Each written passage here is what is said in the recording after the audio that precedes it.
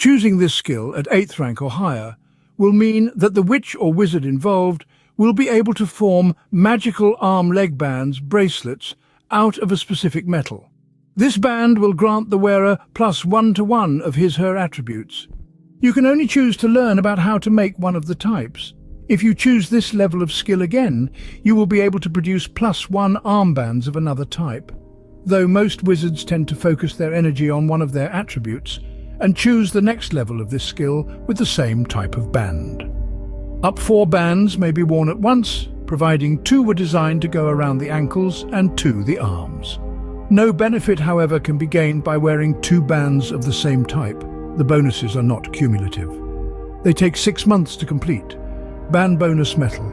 Lesser band of Taurus, +1 to strength. Iron, lesser band of Scorpio, +1 to reflexes. Silver, lesser band of Aquarius, +1 to intellect. Brass, lesser band of Leo, +1 to genetics. Copper, lesser band of Gemini, +1 to charisma. Gold.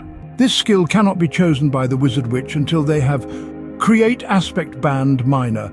It allows the construction of a +2 band in his already chosen aspect. The construction of such an article will take about 9 months. Band bonus metal band of Taurus, +2 to strength. Steel band of Scorpio, +2 to reflexes. Silver band of Aquarius, +2 to intellect. Fine brass band of Leo, +2 to genetics. Fine copper band of Gemini, +2 to charisma. White gold. As with the previous skill, these bands can only be created when the wizard has mastered the previous version of the artifact. It will take at least a year for even the most wise to create artifacts of such power. Band bonus metal. Greater band of Taurus, +3 to strength. Tungsten greater band of Scorpio, +3 to reflexes. Silver greater band of Aquarius, +3 to intellect. Gold. Greater band of Leo, +3 to genetics. Red copper. Greater band of Gemini, +3 to charisma. Aurorium. This skill can be mastered at 8th rank. It indicates a great amount of time spent practicing hitting small moving targets with various forms of indirect attack magic. In game terms, it means a critical speed versus evasion roll. With these spells occurs on a 1 or a 2 instead of the usual 1. Once occult focus is mastered and 10th rank attained, a magician of the above types can select Honed occult focus. Training for this skill involves work on holographic, mundane, pop-up, moving, static, and illusionary ranges, all the time learning to better target weak points in opponents' armor with their spells.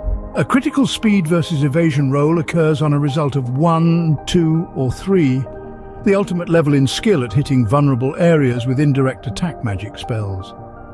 This skill can only be mastered by a magician who has honed occult focus and has attained 12th rank. After many years of realistic training, action in the field, and prolonged expert use of projected magic, having mastered the occult focus skills, the adept magician is now ready to take the next step. Lethal occult focus skills. These skills, once mastered, allow you to strike your opponents at their most vulnerable points, often with lethal consequences. This skill is not for the faint of heart, as it requires a significant amount of practice and precision. Available to sorcerers, mystics, energy magus, elementalists, and war magicians, the basic lethal occult focus skill allows you to inflict a lethal hit on a speed versus evasion roll result of 1. This means that spells like Energy Bolt can inflict up to 10d10p on a lethal hit, and Deathlight becomes 6d6 plus 10p, resulting in incredibly damaging attacks.